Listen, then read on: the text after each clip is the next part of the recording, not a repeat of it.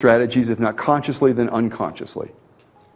After all, if I ask you, how your sisters would react to something, you could tell me because you grew up with your sisters. You know their behaviors. But also that's true of the people who could be resources to you.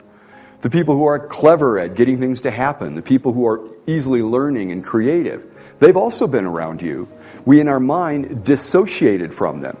Now it's the time to recontextualize that and give that resource, the appropriate resource for the person, for them, and for the other significant others.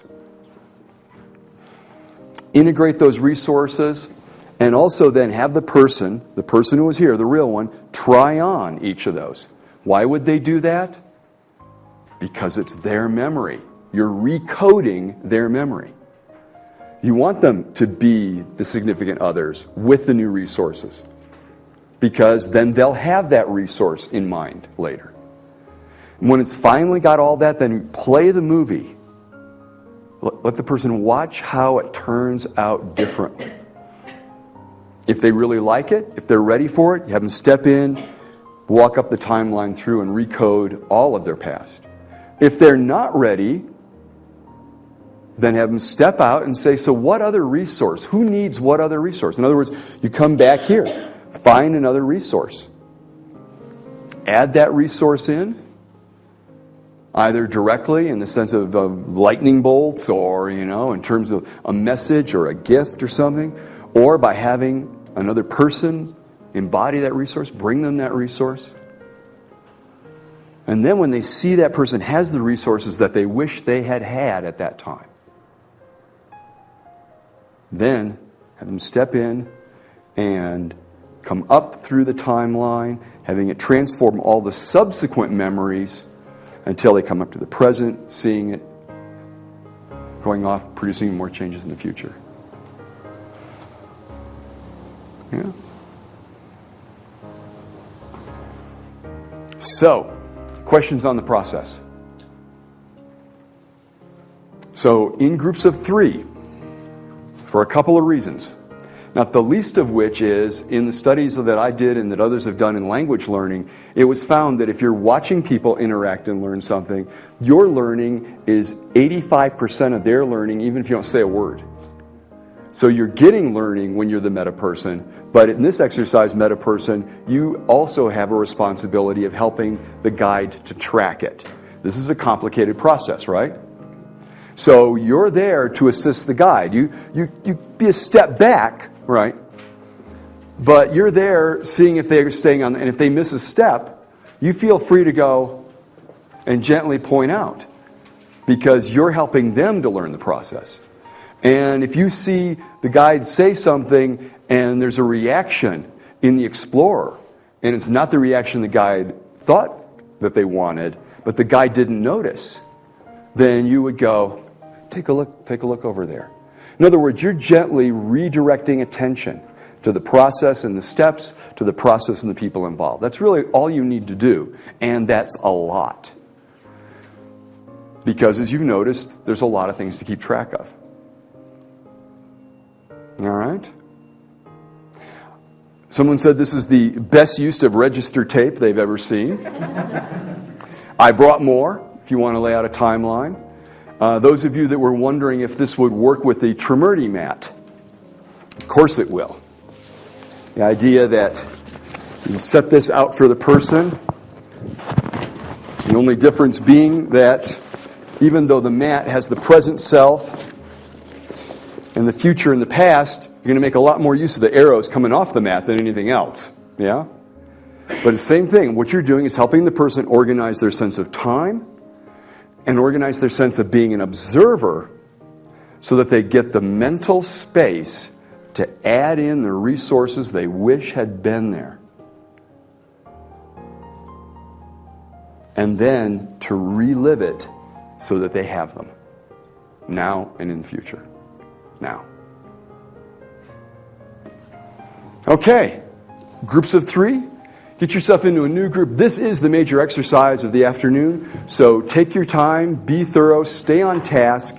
We'll give you time notices. I was thinking about 45 minutes a person. We'll give you a time notice at about 30 minutes so you get a sense of where you are in the process. What's that? We don't? It's 3:30. Yeah. Okay. 30 minutes a person. Thank you. 30 minutes a person. And, well, you can do it in 30 minutes. The thing is, you aren't going to have a long discussion about how wonderful it was at the end, right? You're going to hug or do whatever it is you do where you come from, and then you're going to go on to the next person. And we will give you time so that you get an idea. If you require assistance, we have very excellent ones. Allow a hand to rise, and we'll come by and help. All right.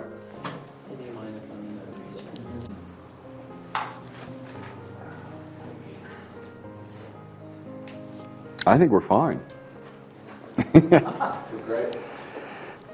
I always like it where they go, "Are you on?" I'm on. The mic might not be on. Quite a journey, huh? Isn't it fascinating? You can still remember who you are. Well, something's different. It's like you're who you are, only more so. Yeah. So, comments, observations, reactions? Yeah, definitely that. Just for reference, Chris was helping me out, and I had a really difficult one. And the first time I associated and walked through my timeline, I went really slow. Mm-hmm. And then he had me stop. Once I was at the end, he asked me to go back, and then as fast as I wanted to, and I ran through it. Mm-hmm. And to do that the second time really just projected it way out into eternity, way out into the future. So, yeah. Yeah, thank you for that. Yeah. That, as we saw here, that Masada came up slowly and would pause, and we knew there was another imprint there, and we saw the breathing, and then moved on again. This is slow integration, can be very graceful, can be very changing. And then, and I didn't have you do it this way because I know as the instructor you'll do what you see, and you'd all think you had to run the timeline twice. But yes, could easily have invited you to come up to associate into that girl with that all those new experiences, all those new skills, and have her then go and connect those up smoothly as well. And of course you could do that now. Yeah. Yeah, as you just did, of course. So, a whole thing here about learning something, and then of course learning to be generative with it, to elaborate it. In some sense, this could easily be done about something that we may not think as much of an imprint, but how we select who to be involved with in our life. That at a certain point in time we may imprint on a certain idea of what a mate or an other ought to be. And that may not be entirely of our own choosing. That could be in some way encouraged by media images or friends or opportunity at the time. And that can be re-imprinted. Some have asked, what about something that is very deeply traumatic? Well, I would say clearly we're talking about something therapeutic. We're talking about something where you want to bring a larger skill set to it. The idea that you would want to build a relationship with the person. You'd want to be sure that you had anchors for dissociation and that they knew and you tested them first. And that you might consider a sequence of processes. For instance, de-traumatizing the event first, finding resources in the person's past, justifying resources in their past, so that all the pieces of the technique were available before you did the technique. Also, clearly, imprints come in different levels of intensity. You could always educate a client by starting out with something much simpler, but still something that would make a profound change, as you offered us when you volunteered to do what looked so simple, but turned out to be life-changing. And so these are ways to consider the application of this, and of course the application of the other principles and techniques we've taught.